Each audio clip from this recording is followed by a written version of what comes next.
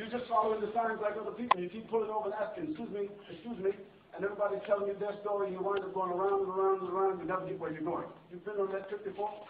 Yeah. I was on that same trip. It was called Christianity. I don't blame Christ because I love Jesus Christ. I don't blame the church because the church is an institution trying to inspire people to do the right thing. But people wrote some things which is not accurate, and they did not answer the most critical questions. As I was growing up, I'm just giving you a little background on my history, I grew up in 5 different foster homes. I wasn't an orphan, but it just so happened that myself and some of my siblings, we grew up in foster homes. Each one was a different denomination. So before I came into Islam, I was Baptist, I was Methodist, I was Presbyterian, I was all of that, and Catholic. So I had the full buffet. The full buffet, huh?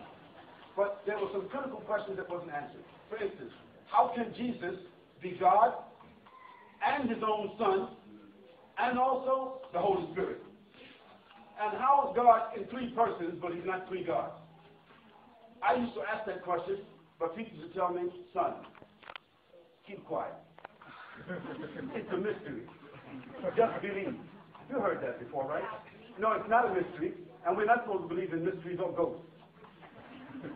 So when I first got the chance to read the Quran and read about Jesus Christ in the Quran and the life of Jesus Christ in the Quran and his mother and her mother, when I read the Quran for the first time and I read this verse called Qul Huwallahu Ahad, Allahu Samad, when I read those verses, the questions was answered without any denial, just like the sun coming up in the morning.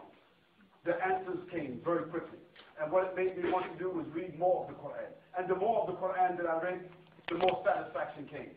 Then when I read about the life of the Prophet Muhammad, peace and blessings upon him, I saw the connection to Jesus Christ. I saw the connection to the other prophets. After that, it confirmed to me all the beliefs I had about God in the last day and about death and about resurrection was all there in the Quran. So because it answered all the questions and has been answering those questions since I took my Shahada, I decided to become a Muslim. So Islam found me. It wasn't me that found Islam. And we're hoping, inshallah, that maybe you will ask the same questions and maybe Islam will find you. And by the way, sister, I never stopped being a Christian. I'm a Muslim, but Jesus was a Muslim. That means he submitted himself to God. That's what Muslim means. He submitted himself to God.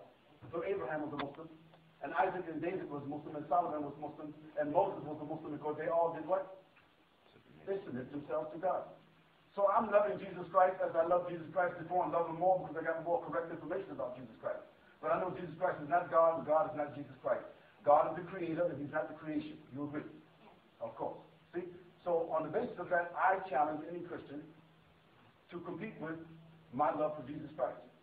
So in that respect, when people say, why did you stop being a Christian? I say, who told you that? No, I'm still a Christian if Christian means loving Christ. If Christian means submitting to God like Christ. If it means following what Christ said, then I'm doing that. But I went a little bit further. I left high school and I graduated from the university. The university is called Islam. How many would you like to graduate from the university? Allahu Akbar today.